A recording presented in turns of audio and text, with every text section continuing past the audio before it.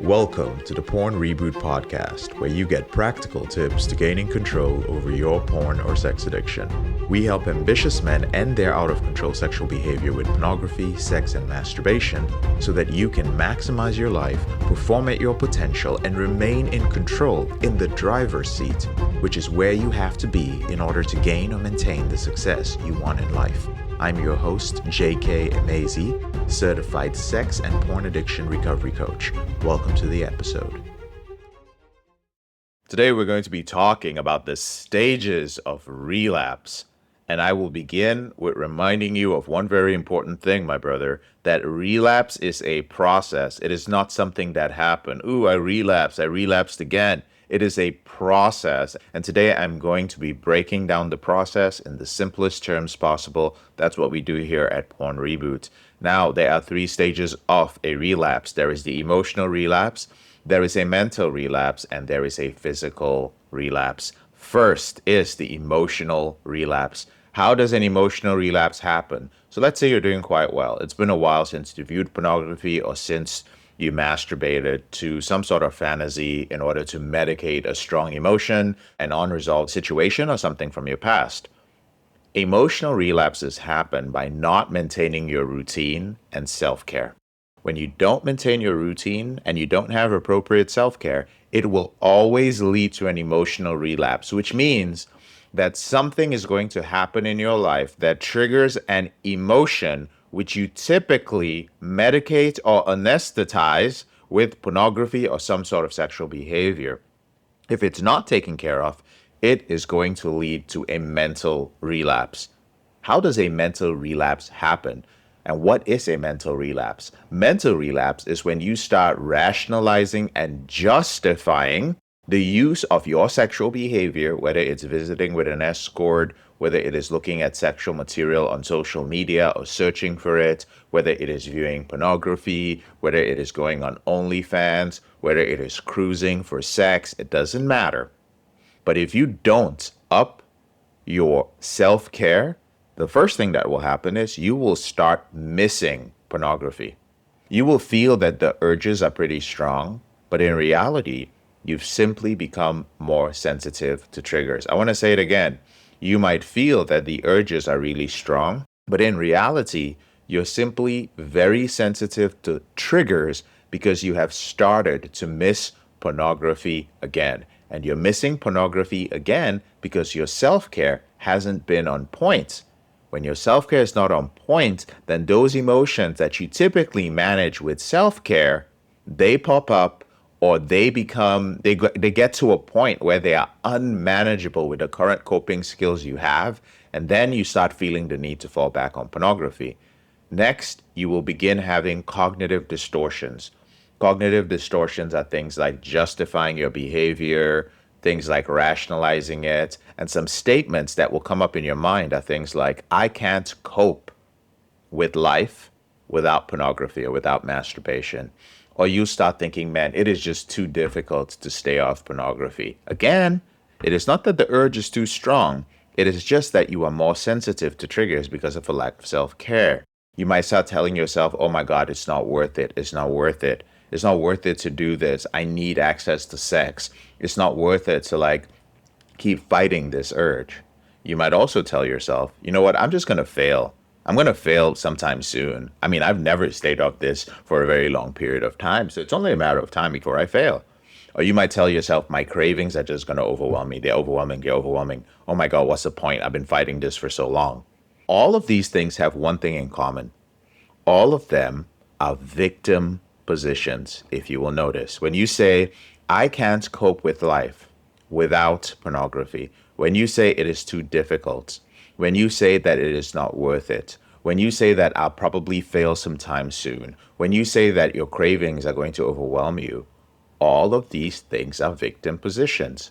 Now let's take a step away from your out of control behavior for a moment and ask yourself, if you're a person who's lived with the problem with pornography for multiple years, and every time before you slip or relapse, you say things to yourself that imply that you are a victim, what is the impact that this is having on your life in general? I'll tell you what it is. It is subconsciously framing you as a victim to life. And this is one of those unseen dangers of pornography. And it's one of the reasons why I preach this so much. People are like, I don't understand, JK. How are you talking about pornography all the time, year after year after year after year? Because for porn addicts, it is our behavior with pornography that is keeping everything else that we want in life out of reach. You don't understand that. Like some of you, we had a guy send us an email the other day and he was like, hey, I got to quit the program because I realized that there are underlying issues and I need to work with the therapist to figure out these underlying issues. Yeah, they're called faulty core beliefs. And nobody ends their behavior with pornography without addressing them. And addressing them is what we do in this program as well. It's not some fucking deep roots issue. You have to understand that pornography is the symptom of something deeper. And as you go through the porn reboot system, you will come to recognize what those things are automatically. And then you will have a system to predict your slips before they happen. And you will have a system that is reliable, which means when you apply it, you know you're not going to slip and you know you're not going to relapse. But that victim position is so dangerous. It is the thing that causes you to fail in your relationships, in your finances, in your health, and in your emotional management. Now, if you stay in a mental relapse, you're eventually going to slip back into the physical relapse, which we are all familiar with. But let's first of all compare a relapse and a slip. A relapse, first of all, is a process. It is done on purpose, it is repeated, it is planned. But a slip is just a temporary return to a behavior. That's all it is, temporary. And the example I give is that I have this problem with gummy worms. I've told you guys about it many times. Oh, or any kind of gummy bears, sour gummies, anything like that. Now, a slip with sour gummies would be me driving past a quick shop or a quick trip, and I went to put in gas, and I saw a small bag of gummy bears or gummy worms, and I grab them, I eat them on the way back. Not a problem. I might feel a little bit bad for myself, but I'm like, I'll burn that off and whatever, not a big deal. A relapse is after that, I'm just like, damn, this stuff is good. And then the next day, I go buy 3 bags of them, and I'm like, you know what? I'm just gonna keep them in the pantry and throw one in the freezer because I like it frozen. And I'll just, since I already took it the first time at the gas station, why am I depriving myself? Like, why am I playing this game? I know I'm always going to pick them up from the gas station. I've been doing this for years. I'm not really serious about quitting this gummy worm thing. I mean, I'm doing it in moderation, so I could probably do it in moderation at home if I had a whole bunch of them in the pantry. That's a relapse because I'm going to eat that shit in 3 days or in 2 days. Heck, sometimes I've done it in one day. That's a relapse. That's the same thing with pornography. And we want to be mindful of that. The slip is a simple temporary return to behavior. We need to make sure that if we slip, we don't slide. I also do not recommend slips. I'm not saying that you should emulate me because emulate my gummy worm behavior. It is not good behavior, but I'm only sharing it with you because I want you to take all your gurus and all the people that you learn from off a pedestal. All your gurus, all your teachers, all your instructors are going to disappoint you because we are all human. At the very least, what I can do is share the shadow parts of myself with you so that if you decide to learn from me, you clearly understand, okay, these are JK's strengths as a human being, and these are his strengths as a weakness so that you are never misguided. And I recommend you do that with everybody you choose to work with, especially if you're going to work with them on a hidden, private, secret behavior of yours, okay? Now, here's one thing I want to share that is going to support you in these stages of a relapse, and that is the concept of a battle. There's a lot of people that teach this concept of a battle. I am personally not a fan of it, but I know that it works for some of you guys. So if you must battle this or you must fight this, all that stuff, just remember who your enemy is. And your enemy is your addiction. Your enemy is not yourself. Please do not fight yourself. Fight your addiction if you must fight something. Do not beat yourself up. There are all these programs out there that talk about, oh, all men are battling, like battle this, it's a battle, brothers. And the reason I'm not a big fan of the battle thing is It uses willpower. Our willpower is finite, but at the same time, it is so much easier to put your willpower towards other things. This is something that can be observed. This is something that you can outsource to a system. Again, you don't need to use willpower with the porn reboot system. You show up and you just outsource everything to a system. So then you're doing everything automatically. You don't have to fight anything when the system is doing it for you. It's 2026, guys. Self care. Now, self care is what I mentioned that if you do not implement self care, that's how you are going to end up with an emotional relapse. If you do not take care of your social, physical, mental, emotional, and spiritual reboot capital, you will always be in an emotional relapse. If you do not give yourself that TLC, nobody is going to do it for you, brother. Now you can go listen, you can go to whatever fancy rehab you want to go to. You can go to whichever fancy coach or therapist is the flavor of the season. There are a lot of them out there now. But if you do not learn how to fulfill your own needs, no person or thing, which is your addiction, is going to do it for you. And what is self-care? Your sleep, your diet, making sure you have adequate fun, your fitness, rest, and recovery. On the days that you have great self care, my brother, you will notice that you have less or no triggers. And you know what? Let's just end it with triggers, okay?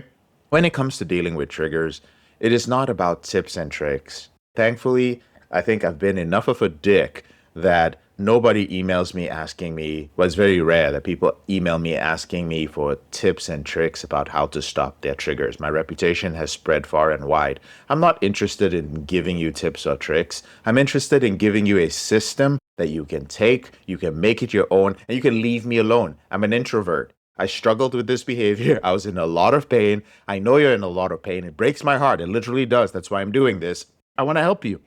I don't want you to be hanging out because you keep just taking snacks. Snacks are not going to help you. You need nutrition. You need a meal plan. You need something that is going to help you that you can use on your own for your out of control behavior. Listen, you have to plan for your triggers. You have to sit your butt down. You have to write out the avoidable and the unavoidable triggers. I give you a simple way. Just make out two lists right now. Pull out a pen, pull out a paper, pull up your note app. And I want you to write down two things. The first is dangerous to, and the second line you write supportive of. Now, what are you doing in these two lines? You are going to write out the people, places, events, and routines that are number one, dangerous to in column one, and supportive of your triggers.